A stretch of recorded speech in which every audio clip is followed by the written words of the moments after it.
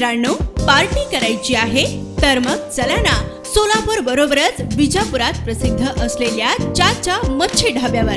चाचा मच्छी ढाबा, विजापूर रोड, टाकळी, सोलापूर. संपर्क 9765 066 495.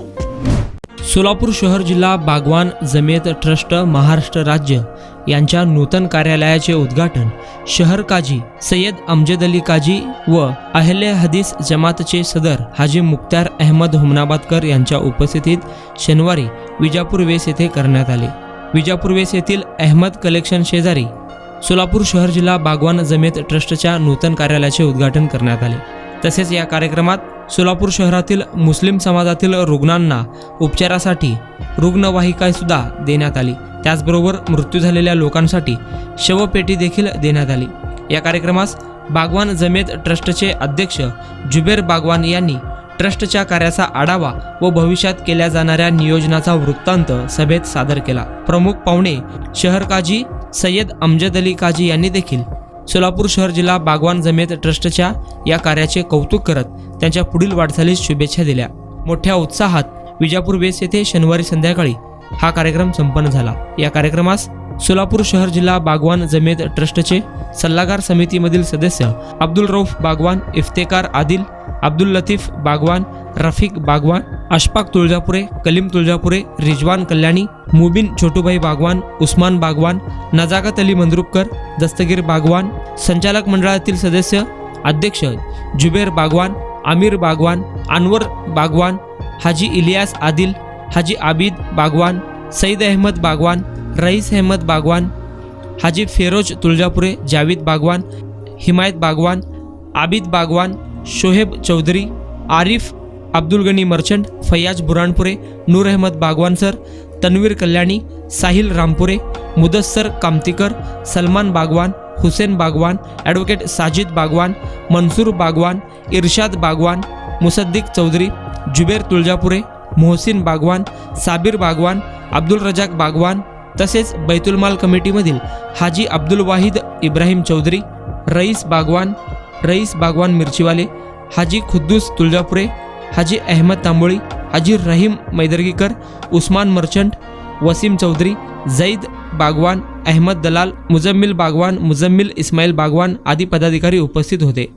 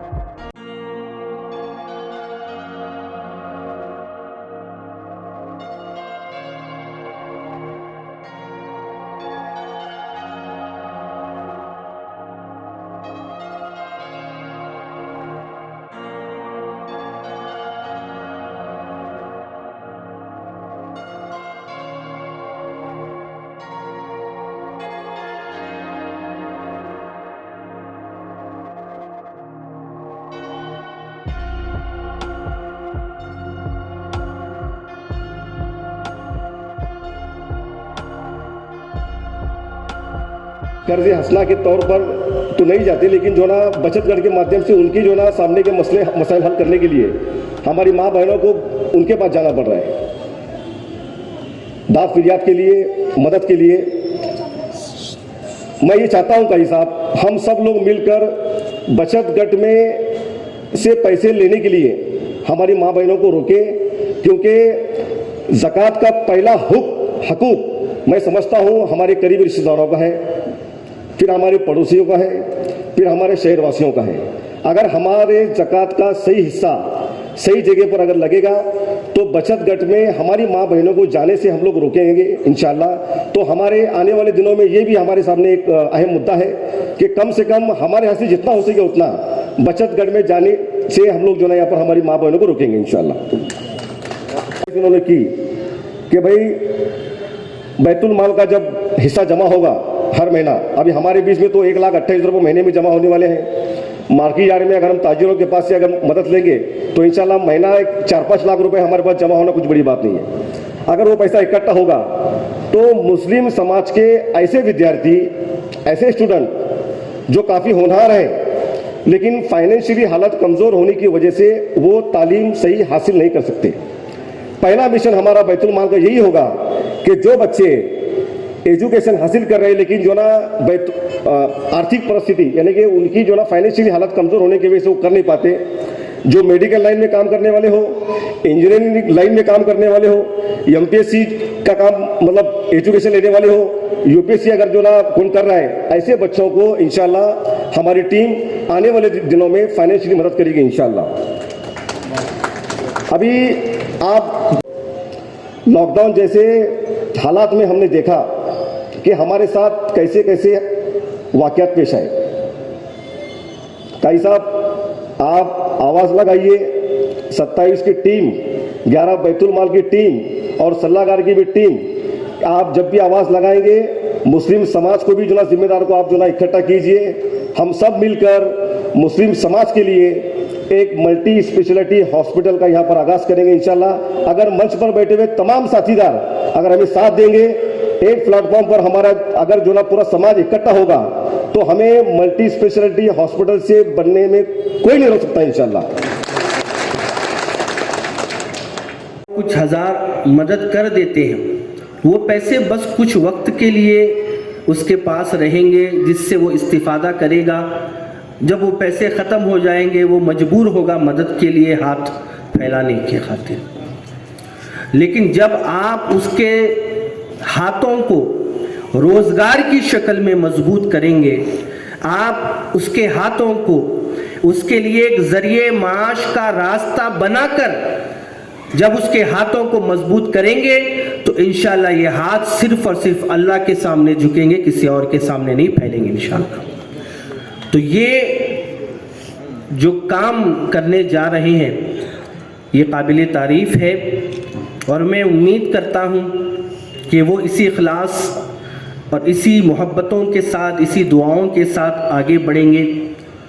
प्यारे नबी सल्लल्लाहु अलैहि वसल्लम के लिए कुरान फरमाता है कि आपको रहमतुल लिल आलमीन बनाकर भेजा गया। आप हर एक के लिए रहमत है, किसी मखसूस तबके के लिए, जमात के लिए, समाज के लिए, शहर मुल्क के लिए नहीं, बल्कि कुल आलमीन के लिए। अल्लाह ने फरमाया कि वो रब्बुल आलमीन है, कुल जहानों का रब है। तो प्यारे महबूब के लिए उसने फरमाया कि मेरा महबूब रहमतुल लिल आलमीन है, मैं कुल जहानों का रब हूँ। और जिस जहाँ का और जहाँ जहाँ यानी कोई शय खाली ही नहीं है अल्लाह की रुबूबियत से, उसके खालिकियत से। कुल जहानों का वो रब है और उन तमाम के लिए अल्लाह ने अपने प्यारे महबूब को रहमत बनाकर भेजा। तो ये जो बात अभी ऐलान किया गया कि ये खिदमत खल्क एक मखसूस तबके या जमात के लिए नहीं होगी, इंशाअल्लाह ये सारे समाज के लिए होगी। ये बहुत अच्छा कदम उठाया गया है क्योंकि हुजूर कुल आलमीन के लिए रहमत है, सबके लिए रहमत है, सिर्फ मुसलमानों के लिए, मोमिनीन के लिए नहीं बल्कि कुल आलम के लिए है। तो जो हमारे खिदमत खल्क का अंदाज होना चाहिए वो अंदाज भी सबके लिए होना चाहिए। और ये फिक्र को जो उठाया गया है, अल्लाह इन फिक्रों को ऐसे ही परवान चढ़ाए, अल्लाह ये सोचों को वो बुलंदी अता फरमाए, वो अल्लाह तबारक व ताला इन बाजुओं को वो मजबूतियाँ अता फरमाए कि अल्लाह ताला ज़्यादा से ज़्यादा वो गरीबों की, ज़रूरतमंदों की और जो पिछड़ा वर्ग है उन तमाम की अल्लाह ताला इनसे खिदमत ले इंशाअल्लाह।